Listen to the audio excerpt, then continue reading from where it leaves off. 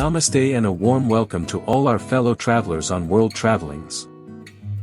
I'm your host, Shibnath, and today, we are embarking on a sensory journey to a city that doesn't just exist on the map, but pulsates with a life force of its own.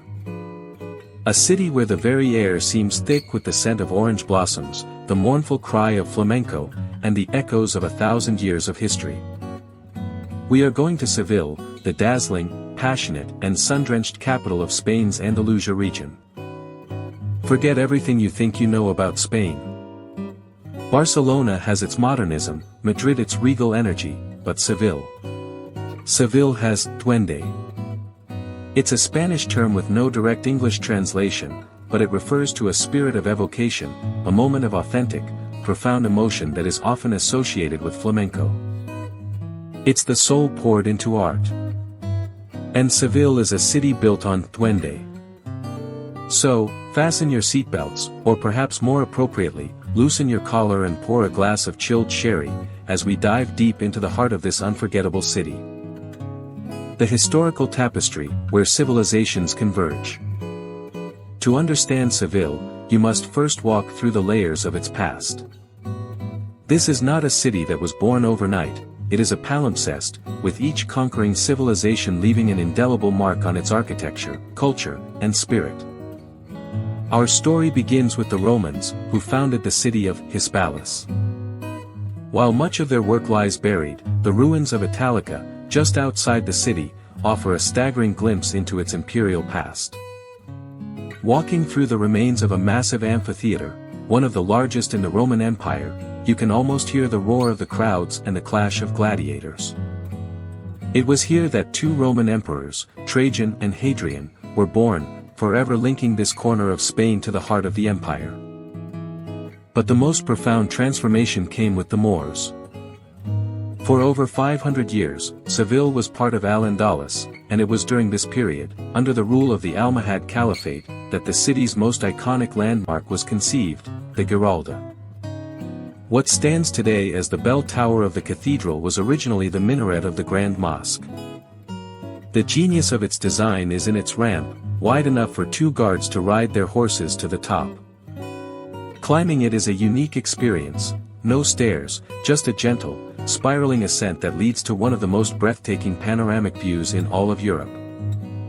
From here, you see Seville laid out like a map, the labyrinthine streets of the Santa Cruz district, the sprawling Plaza de España, and the serpentine Guadalquivir River. The Christian reconquest in 1248 didn't erase this Moorish past, it built upon it. The mosque was torn down, but the Giralda was saved, a testament to its beauty and engineering. In its place rose the Seville Cathedral, the largest Gothic cathedral in the world. To stand inside is to be rendered speechless.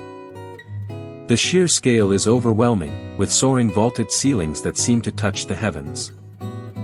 This is where the fervent Catholic faith of the Reconquista found its ultimate expression. And in the center, you will find the tomb of Christopher Columbus, carried aloft by four majestic figures representing the kingdoms of Spain. It's a powerful reminder of Seville's pivotal role in the Age of Discovery, when it held a monopoly on trade with the New World. This seamless blend of Moorish influence and Catholic ambition is the very essence of Sevillian identity. It's a history not of replacement, but of fusion. The architectural dream, from Alcazars to Plaza de España. If the cathedral represents divine ambition, the real Alcazar is its earthly, paradisiacal counterpart. Boss, this is not just a palace, it's a living, breathing piece of art. Originally a Moorish fort, it was expanded by Christian kings, most notably Pedro the Cruel, who employed Moorish craftsmen to create a masterpiece of Mudjar architecture. Walking through the Alcazar is like stepping into a fairy tale, so much so that it was used as a filming location for Dorne in Game of Thrones. The intricate stucco work, the honeycombed Macarnas domes, the serene courtyards with their bubbling fountains, and the riot of colorful azulejos, ceramic tiles, create an atmosphere of intoxicating beauty. The Patio de las Doncellas, Patio of the Maidens, and the breathtaking Ambassadors Hall, with its magnificent golden dome, are highlights that will leave you spellbound. But don't just stay inside. The palace gardens are a world unto themselves, a sprawling, lush oasis of orange trees, tall palms, fragrant jasmine, and hidden pavilions. It's a place to wander, to get lost, and to understand why the Moors envisioned paradise as a garden. From the intimate beauty of the Alcazar, we move to the grand, early 20th century vision of the Plaza de España. Built for the 1929 Ibero-American Exposition, this semicircular brick and tile marvel is a stunning example of the regionalist Renaissance style. A canal runs along its curve, where you can rent a small rowboat, a wonderfully romantic and playful thing to do. The plaza is adorned with a series of tiled alcoves, each representing a different province of Spain. It's a bold, confident, and wildly beautiful piece of civic architecture, designed to showcase Seville's pride and its connection to the wider Spanish world. The rhythm of the streets, flamenco, fiestas, and food. Now, boss, let's move from what you see to what you feel. Seville's true magic isn't confined to its monuments, it spills out into the streets, the bars, and the very soul of its people. First, there is flamenco. This is not a performance for tourists, it is the raw, unfiltered heartbeat of Andalusia. To experience it authentically, skip the large, overpriced shows on every corner. Instead, seek out a pena or a small, intimate tablao in the Triana district, the historic home of flamenco. Here, you will witness the real thing. The guitarist's intricate rasguedo, the singer's, cantor, raw, mournful wail, cante jondo, and the dancer's explosive, passionate footwork create a trance-like intensity. It's an art form of profound sadness and immense joy, often in the same moment. This is duende in its purest form. Then, there are the fiestas. If you are lucky enough to visit in spring, you will witness Semana Santa, Holy Week, and the Feria de Abril. Semana Santa is a spectacle of profound religious devotion. For a week, the city is filled with processions of pasos, massive floats bearing lifelike sculptures of the Virgin and Christ. Accompanied by thousands of penitents in pointed hoods, Nazarenos, and the solemn sound of marching bands. The atmosphere is simultaneously somber and electrifying. Just 2 weeks later, the city transforms for the Feria de Abril. The somber tones of Semana Santa are replaced by a riot of color. The fairgrounds explode with hundreds of striped marquees, casetas, where families and friends gather to dance sevillanas, drink manzanilla, a dry sherry, and celebrate late into the night. The women wear spectacular, colorful flamenco dresses, and the men are dressed as traditional horsemen. It is a week-long party that encapsulates the joyful, communal spirit of Seville. And then, there is the food. Oh, the food!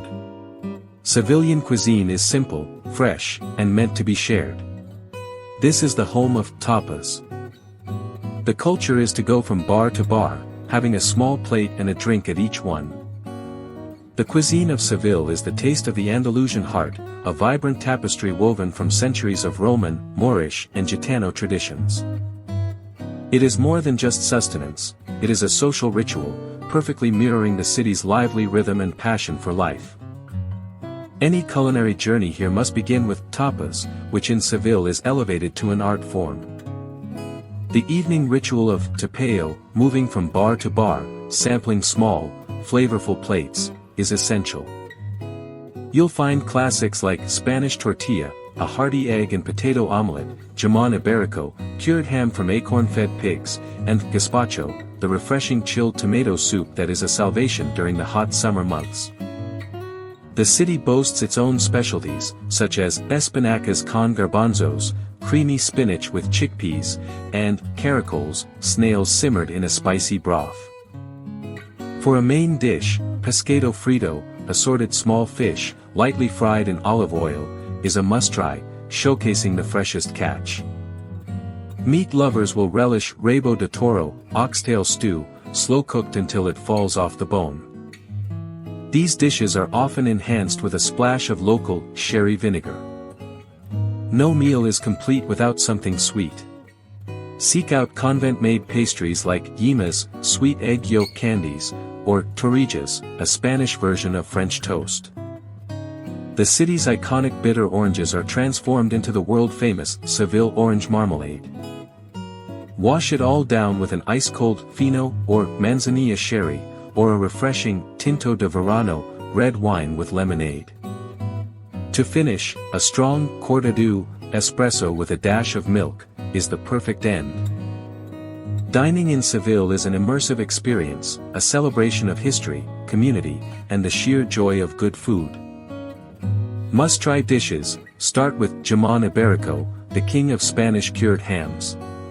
Try espinacas con garbanzos, spinach with chickpeas, a humble yet delicious dish with Moorish roots. In the heat, nothing beats gazpacho or its thicker cousin, salmorejo, topped with jamón and hard-boiled egg.